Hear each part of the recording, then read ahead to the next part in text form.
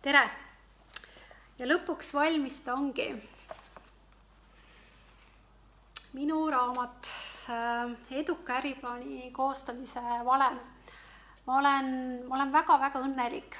Ma mäletan, et ühel päeval, siis kui mu raamat oli toimetaja käes, käisin jalutamas.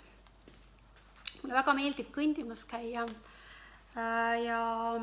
Ja eile, kui ma käisin, siis ma kuulasin ühte e-raamatut, kus kohas siis see raamatu autor ütles, et on selline ütlus, et juhul kui siis inimene kõnnib, siis inglid räägivad temaga.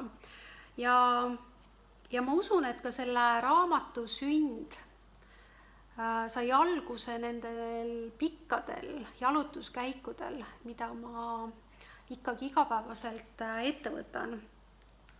Ja sellel hetkel, kui ma kõndisin ja teadsin, et nüüd kohe-kohe saab ta valmis, siis ma mäletan seda hetke, kus kohas ma tundsin meeletut tänutunnet. Ja see tänutunne muidugi on kõigi nende inimeste suhtes, kes on selle raamatu sünnile kaasa aidanud. Ja eelkõige muidugi see tiim, kellega me seda tegime, sest sellel raamatul sellel korral on ka kujundus. Seda on väga põhjalikult toimetatud. Aitäh selle eest. Aga tegelikkuses see tänutunne on eelkõige minu klientidele. Sellepärast, et ühte praktilist käsiraamatut edukate äriplaanide koostamisest saab kirjutada ainult koos klientidega.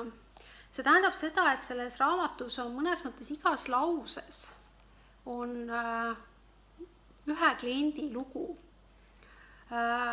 See takistus, mis on olnud siis kliendis äriplaani koostamisel, oma idee elluviimisel.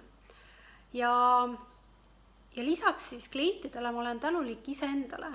Ja iseendale just seetõttu, et mul on julgus olla loov, julgus viia oma unistust ellu.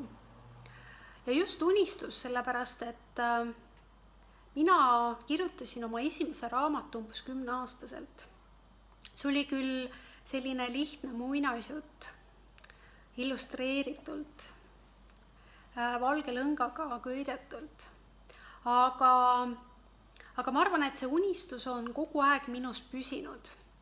Ja nüüd teist raamatut välja andes olen ma väga-väga õnnelik, et ma julgen seda unistust jätkuvalt ellu viia ja olla loov ja kirjutada.